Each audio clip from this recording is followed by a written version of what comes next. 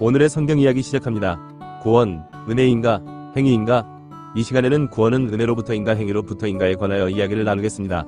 에베소서 2장 8절에서 9절에는 이렇게 기록되어 있습니다. 너희가 그 은혜에 의하여 믿음으로 말미암아 구원을 받았으니 이것은 너희에게서 난 것이 아니요 하나님의 선물이라. 행위에서 난 것이 아니니 이는 누구든지 자랑하지 못하게 함이라. 이 말씀은 구원에 있어서 인간의 행위가 아니라 하나님의 은혜가 중심이 되어야 함을 강조합니다. 그런데 성경 안에는 이 말씀과 다른 방향으로 보이는 구절도 있습니다. 야고보서 2장 17절에는 이렇게 기록되어 있습니다. 이와 같이 행함이 없는 믿음은 그 자체가 죽은 것이라. 하나는 은혜를 강조하고 다른 하나는 행위를 강조합니다. 그래서 이 두 말씀은 오랜 세월 동안 신학자들 사이에서 서로 다른 교리를 뒷받침하는 근거로 사용되어 왔습니다. 한쪽에서는 구원은 전적으로 하나님의 은혜로 주어진 선물이며 인간의 어떤 행위도 구원의 근거가 될 수 없다고 말합니다. 반면 다른 쪽에서는 참된 믿음이라면 반드시 순종의 행위로 나타나야 하며 행함 없는 믿음은 완전하지 않다고 말합니다.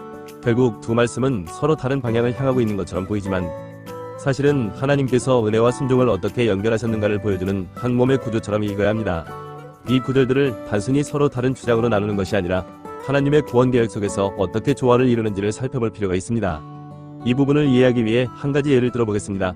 한 어머니가 있었습니다. 그녀는 아들을 사랑하여 그를 위해 소고기를 사왔습니다. 그런데 집에 와보니 아들은 해야 할 숙제를 하지 않은 채 놀고 있었습니다. 어머니는 실망했지만 아들을 벌하지 않고 이렇게 말했습니다.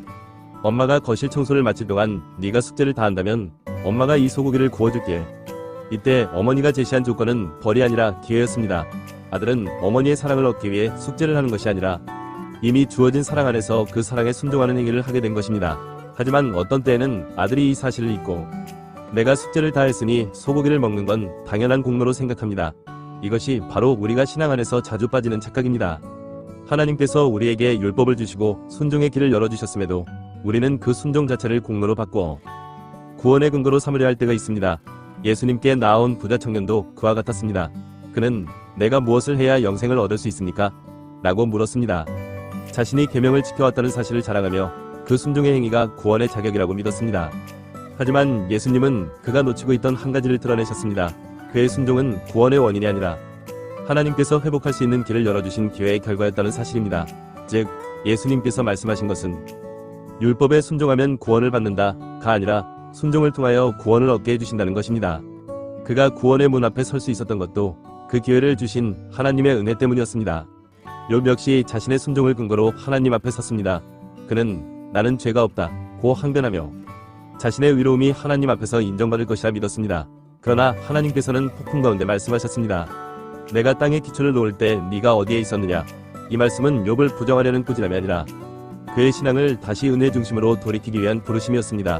욥은 결국 이렇게 고백합니다. 내가 귀로 듣기만 하였으나 이제는 눈으로 주를 배움나이다. 그는 자신의 순종이 구원의 이유가 아니라 하나님께서 다시 기회를 주셨기 때문에 자신이 서 있을 수 있음을 깨달았습니다. 이 부분을 잘 이해하고 전달한 사도 바울의 고백이 있습니다.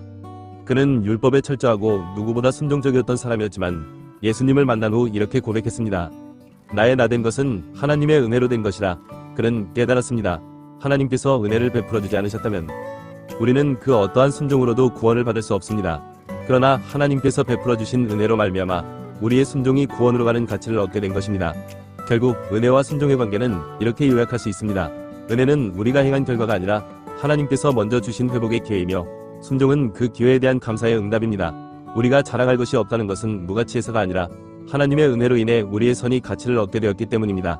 우리는 선을 행하여 구원을 얻는 것이 아니라 선을 행할 때 그 행위에 구원의 가치를 부어주신 것이 은혜입니다. 은혜 없이는 그 어떤 선한 행동도 그저 선한 행동일 뿐 구원의 이유가 될 수 없습니다. 따라서 선을 행하는 것은 구원의 조건이 아니라 하나님의 사랑에 대한 감사의 고백이며 그 은혜의 회복을 증거하는 삶의 열매입니다.